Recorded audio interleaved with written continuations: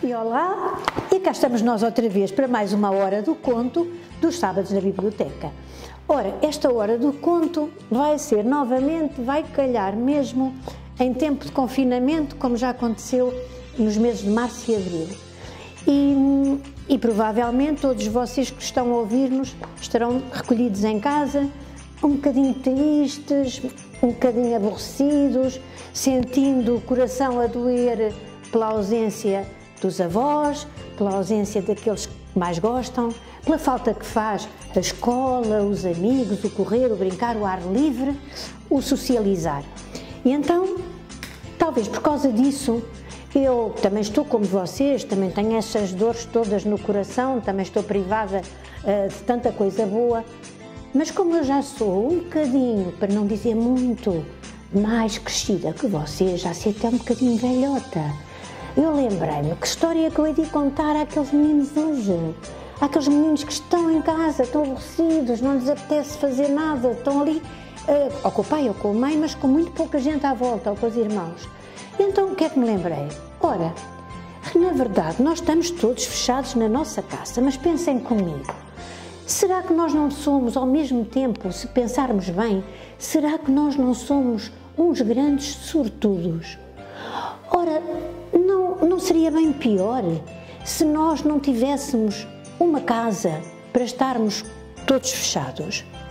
Vocês já pensaram a sorte que nós temos todos de estarmos confortáveis dentro de uma casa, uma casinha quentinha, está frio lá fora, uma casa onde normalmente cá dentro nós podemos ter uma lareira acesa, podemos ter aquecedores, podemos ter prateleiras cheias de brinquedos ou com menos brinquedos, mas podemos ter a presença do cão ou do gato ou de quem estiver lá dentro connosco, mas estamos todos abrigados, temos o nosso abrigo.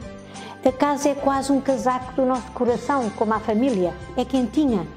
Então eu pensei, eu vou contar uma história aos meninos que não tem nada a ver com tristeza, não tem, mas também não tem nada a ver com este tempo, ou se calhar até tem tudo a ver. Vocês vão ouvir a história e depois pensem comigo se não faz sentido neste momento em que estamos um bocadinho todos zangados, credo, aqui fechados, diabo de vírus este, corona, que nos mete aqui todos afastados de quem gostamos. Se calhar vamos pensar assim, vamos cumprir as regras todas, vamos manter-nos aqui com as nossas máscaras, com os afastamentos e os distanciamentos necessários, recolhidos nas nossas casas, aproveitando esta maravilha que é termos um teto, para depois podermos ir todos para a rua e ser bem mais felizes e gratos. Gratos porque passamos isto no conforto das nossas casas. Ora, por isso mesmo, a história que eu trago hoje é uma história que fala de pessoas que não têm este teto, não têm esta casa, não têm este abrigo. Essas pessoas são chamadas de sem-abrigo. E há muitas. Não pensem que são poucos os sem-abrigo que vivem ao calor, nas portas, nas entradas dos teatros, dos cinemas, sobretudo nas grandes cidades, alguns deles até junto às padarias. E sabem porquê? Porque durante a noite coce-se o pão. E então aquele calor que vem das chaminés, aquele quentinho, é o sítio que eles procuram, aquelas saídas de calor, para estenderem os seus cartões e poderem dormir naquele aconchego da noite. Mas que difícil deve ser a vida destas pessoas. E porquê que estas pessoas ali dormem? Será que gostam de estar assim, no chão, em cima de embrulhados nos cobertores, às vezes em cima de um cartão? Porquê é que eles foram parar à rua? O que é que aconteceu na vida deles que os faz ter deixado as suas casas e de um momento ao outro estar ali, sem nada, a dormirem no chão?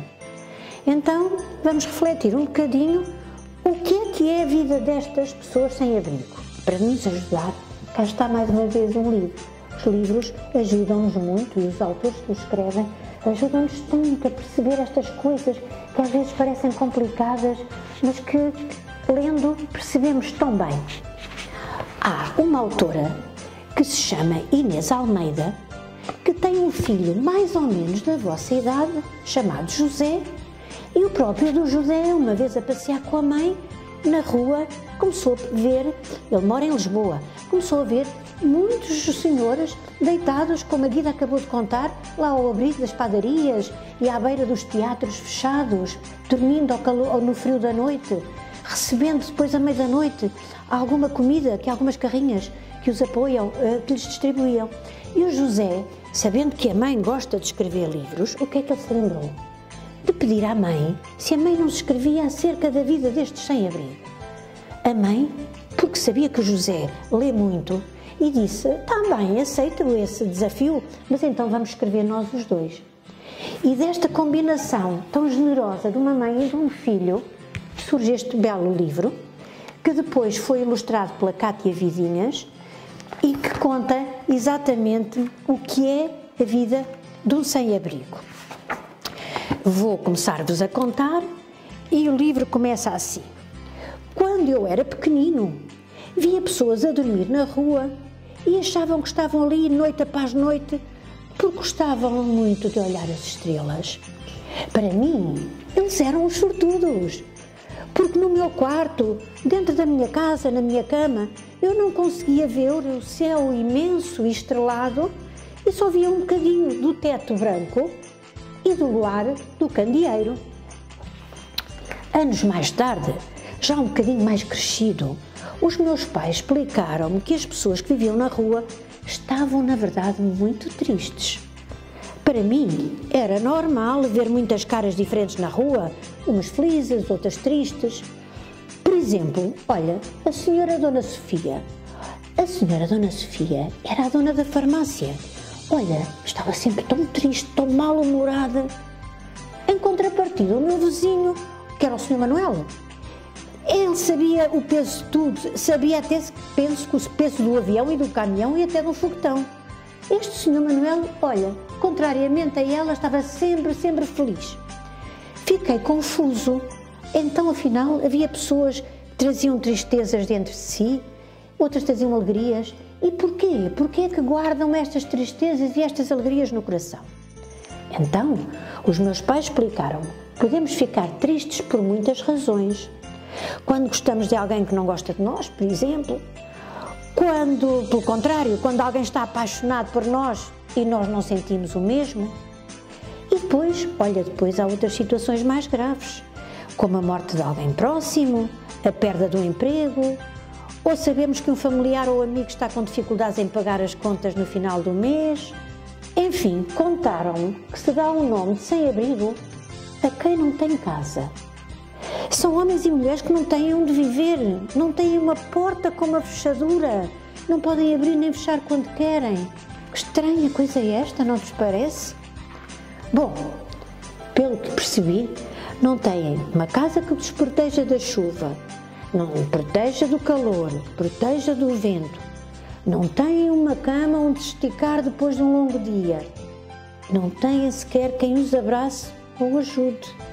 Muitos deles estão completamente sós.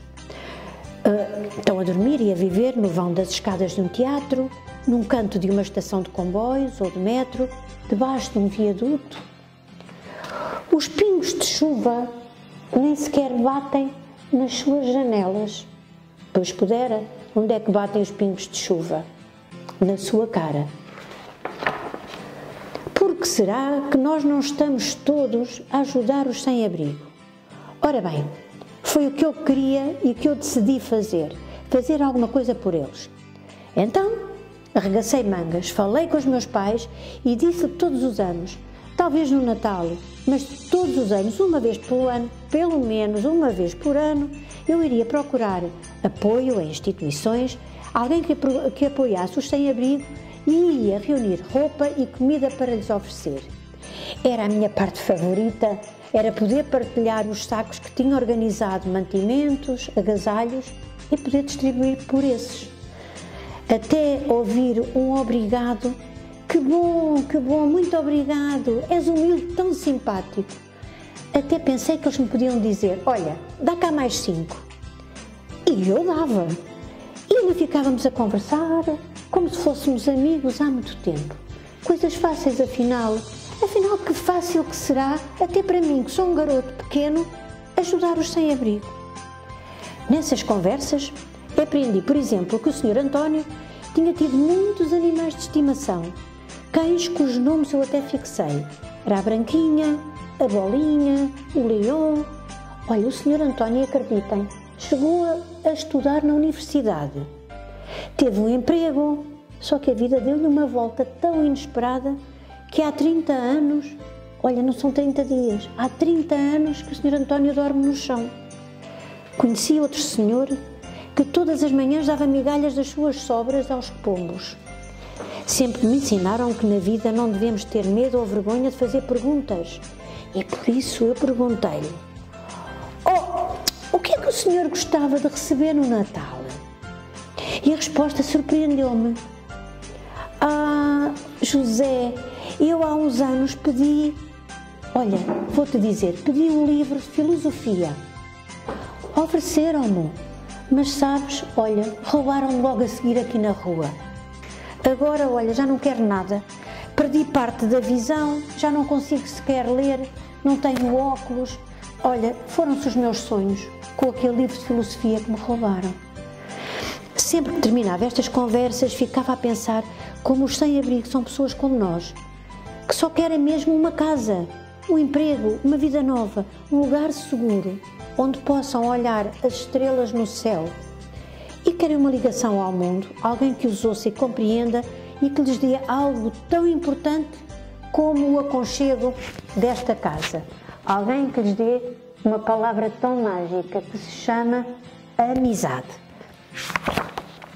Já no carro, a minha mãe dizia-me que à medida que vamos crescendo, vamos mudando de opinião sobre muitos assuntos, vamos olhando para as coisas com novas perspectivas, vamos percebendo que em pequenos temos ideias que depois não sobrevivem à medida que nos tornamos adultos. Mas há convicções que eu prefiro manter toda a minha vida e tudo farei para que se tornem realidade. Que um dia aqueles homens e mulheres que eu julgavam que estavam na rua só para verem melhor as estrelas e para olharem o céu, que todos eles possam ter uma janela da sua casa por onde possam olhar as estrelas, porque eu, José, acredito no céu e acredito no coração das pessoas e no poder que as pessoas têm de mudar o mundo. E Vitória, e assim termina esta história. E é com esta história que eu vou voltar ao ponto de partida com que a comecei. Tal como o José, que tinha 10 anos e conseguiu entender o que é a dor que é o não ter a casa, vocês já pensaram a sorte que nós temos todos de estarmos aqui fechadinhos nas nossas casas, quentinhos, com alguém que está a tomar conta de nós e que temos os abraços, não temos os abraços todos, mas teremos os abraços possíveis. E então, vamos ser gratos, vamos pensar que talvez possamos aproveitar este tempo. Ora, uma ideia que daqui a Mala de Histórias, a Biblioteca de Bombarral, toda a equipa do município vos começa a dar. Aproveitem, não só para fazerem os vossos bolinhos com a mãe, os vossos biscoitos, as vossas coisinhas doces e boas, todos gostamos, mas aproveitem para dar uma volta nos vossos quartos e para procurar brinquedos, livros, porque vocês perceberam que há sem-abrigos que até gostam de ler livros de filosofia, ficaram com esta ideia. Nem eu sabia, mas aprendi isto com o José, o dito menino dos 10 anos. E vamos pôr tudo num saco, aquilo que não nos faz falta, mas que ainda pode ser útil para os outros. E logo que esta pandemia acabe e que a gente possa todos sair das nossas casinhas para a rua, vamos pegar nesses sacos, podem vir ter com o município de Bombarral ou com outro qualquer. A Guida está a falar do município de Bombarral porque é aqui que eu estou, é aqui que é uma das minhas casas, porque é aqui um dos agasalhos do meu coração. E, portanto, vamos dirigir-nos com as nossas coisas que não nos fazem falta, mas que talvez possam ser importantes para os outros, e vamos entregar. Quem sabe se isto não vai ser lido, um livro que vos está agora a ser repetido, ou que vocês já leram, já não interessa, não pode ser metido depois num saco e entregar a alguém que o possa ler. Ou esperemos que tenha um teto, mas que o possa ler mesmo à luz das estrelas. E é com isto que fica uma mensagem de esperança.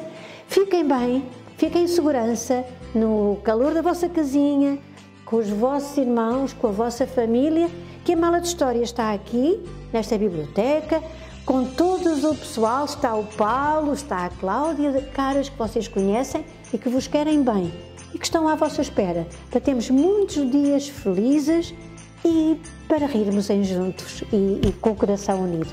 Tchau!